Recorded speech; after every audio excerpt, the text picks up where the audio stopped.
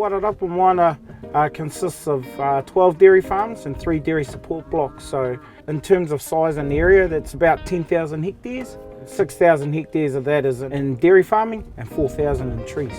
I've been part of Waiararapa Moana since 2011. They've supported me with training, giving me the necessary tools to be able to progress to where I am now, which is managing one of their farms.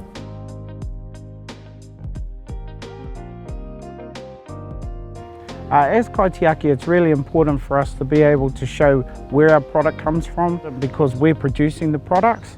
We're in control of how those products are made. So not only are we kaitiaki in the sense of looking after the land, but we're also looking after the product once it leaves the land. We're producing the milk here within the farm gate. So from here it goes to Meraka, where we're major shareholders. And then from there we're in control of marketing. And then from there we're also distributing and selling to the world.